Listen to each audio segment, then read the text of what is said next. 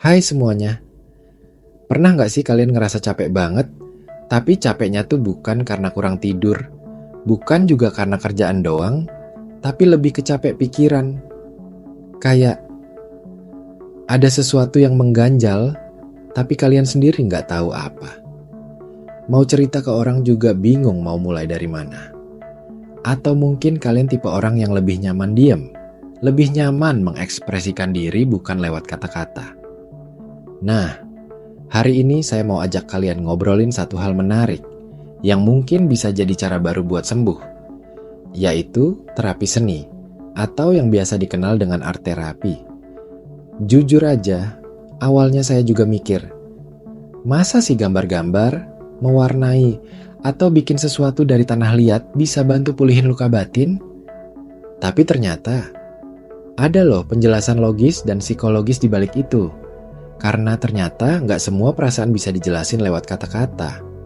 Kadang ada emosi yang terlalu rumit, terlalu dalam, sampai mulut kita pun bingung harus ngejelasinnya gimana. Tapi tangan kita, imajinasi kita, kadang mereka lebih jujur dari kata-kata. Coba deh bayangin ini, misalnya kalian lagi stres, banyak pikiran, dan kalian duduk di depan kertas kosong. Terus kalian ambil kuas, ambil warna, dan mulai coret-coret sesuka hati. Nggak perlu bagus, nggak perlu indah, nggak ada yang nilai juga. Tapi pas selesai, rasanya lega. Ada sesuatu yang terlepas, kayak beban yang tadinya numpuk di kepala pelan-pelan pindah ke kertas itu. Itu adalah salah satu bentuk terapi seni, di mana kalian ngasih ruang buat emosi kalian keluar, tanpa harus mikir ini salah atau benar. Yang menarik, dalam dunia psikologi, terapi seni ini udah cukup lama dikenal sebagai pendekatan yang membantu banget. Terutama buat mereka yang kesulitan ngungkapin perasaan lewat kata. Anak-anak, misalnya. Atau orang dewasa yang punya trauma masa lalu. Bahkan beberapa penyintas PTSD, orang dengan gangguan kecemasan atau depresi bisa dapat manfaat luar biasa dari terapi ini. Kenapa?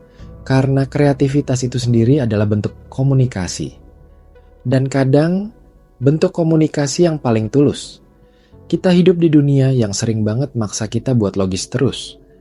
Buat mikir cepat, buat kerja sesuai target, buat jawab pertanyaan-pertanyaan orang. Tapi dalam proses itu, kadang kita lupa nanyain diri kita sendiri. Hey, kamu lagi baik-baik aja nggak?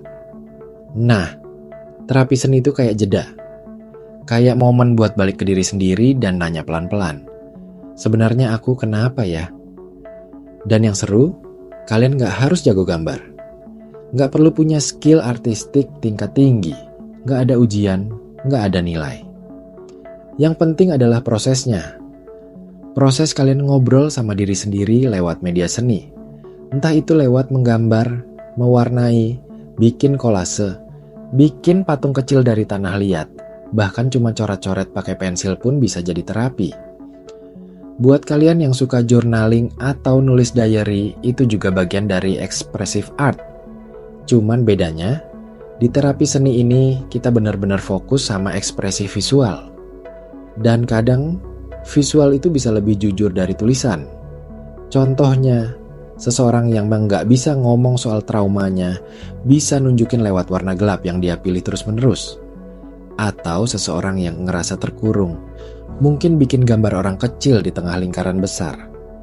Di situ terapi seni bisa bantu baca, bukan buat menilai, tapi buat memahami.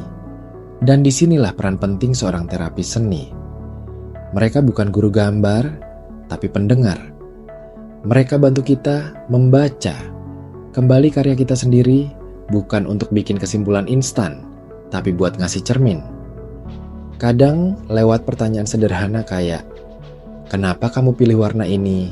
Atau, apa yang kamu rasain pas bikin ini? Itu udah bisa membuka pintu kesadaran baru. Sesuatu yang sebelumnya nggak kita sadari, bisa muncul ke permukaan. Saya tahu, di masyarakat kita, terapi masih jadi hal yang agak asing, atau bahkan dianggap lebay. Tapi percaya deh, Healing itu nggak selalu tentang duduk di ruang konseling dan ngomong panjang lebar. Kadang, healing bisa datang dari proses sederhana, kayak duduk sendiri sambil mewarnai atau nempel-nempelin potongan majalah di buku gambar. Dan mungkin, saat kalian lagi mewarnai, tiba-tiba kalian ngerasa tenang. Atau saat kalian ngegambar sesuatu, kalian jadi sadar bahwa selama ini kalian tuh lagi marah. Marah sama siapa? Nggak tahu. Tapi dengan menyadari itu, kita jadi bisa mulai ngobrol sama diri sendiri. Terapi seni itu bukan cuma buat mereka yang sakit, tapi juga buat kita yang pengen lebih kenal sama diri sendiri. Buat kita yang pengen punya momen tenang di tengah hiruk-pikuk hidup. Buat kita yang pengen bilang, aku ada, aku penting, dan aku berhak merasa. Kalian tahu nggak? Anak-anak kecil tuh secara alami sebenarnya udah melakukan terapi seni. Mereka gambar rumah, gambar keluarga, gambar monster yang serem. Mereka ekspresiin ketakutan, harapan, dan impian mereka lewat coretan. Tapi seiring kita tumbuh, kita dikasih standar. Gambarnya jelek, warna kayak gini aneh, itu nggak realistis. Dan pelan-pelan kita berhenti menggambar, kita berhenti berekspresi. Nah, terapi seni ngajak kita buat balik ke versi diri kita yang polos, yang jujur, yang berani nyoba, yang enggak takut salah. Dan menurut saya, itu salah satu bentuk keberanian paling penting dalam hidup. Berani jujur sama diri sendiri. Mungkin sekarang kalian mikir, tapi saya orangnya nggak kreatif, nggak bisa gambar. Percaya deh, itu bukan masalah. Karena sekali lagi, ini bukan soal hasil, ini soal proses.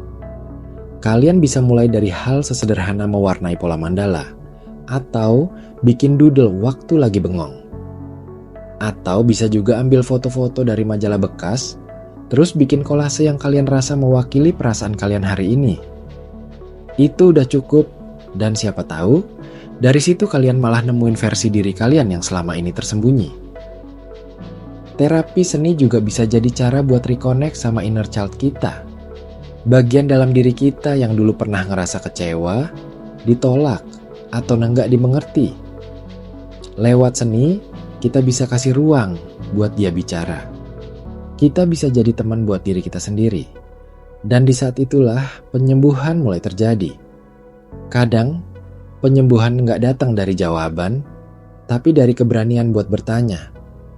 Apa yang aku rasain? Kenapa aku sedih? Apa yang belum selesai dalam diriku?